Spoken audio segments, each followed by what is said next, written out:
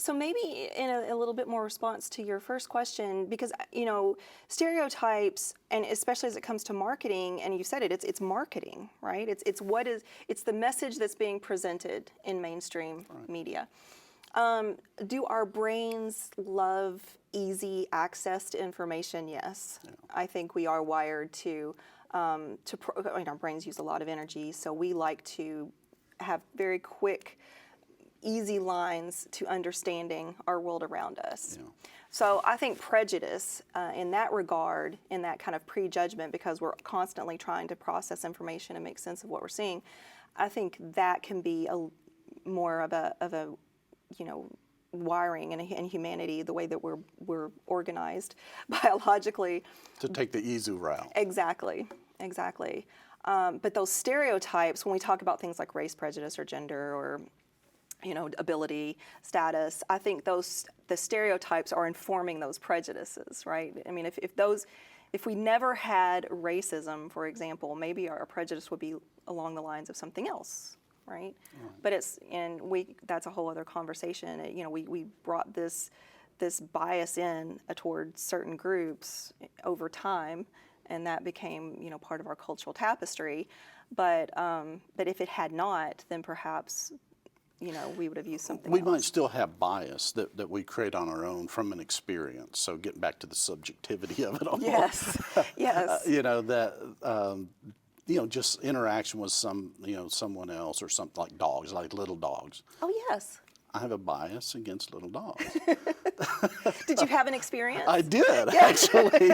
That's it. So, but I was talking with someone recently, and I think I was saying bias and interchanging that with discrimination, and now you brought up prejudice.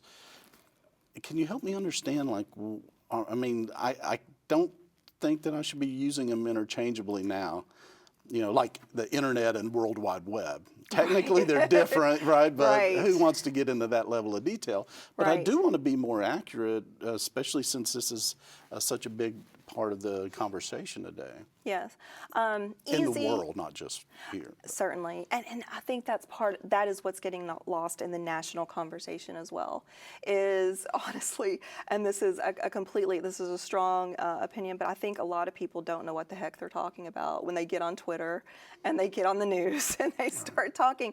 And it's so loaded, the subject matter, and I'm not saying that the subject matter is so loaded, and people say something and then somebody grabs onto it, and these are super, super complex issues. Yeah. And maybe I'm biased toward my own discipline, but I think from a sociological standpoint, inequality, these are not easy topics. Yeah. And we do want to use our personal experience a lot when you're already at a disadvantage at that point, because you're so limited in what you've experienced. We all are, on what we've experienced directly. So that to say, you're not alone, I think, and I think these terms do get muddy, and the way that I define them in my classes is prejudice is a belief, it's an attitude, it's a prejudgment. Okay. And I think we're all inclined to do this. Sure. When they get nasty, when we start to pull in the race and the gender and all the bad stuff when it comes to prejudice, that's what's coming from the outside. Those are the stereotypes that are informed.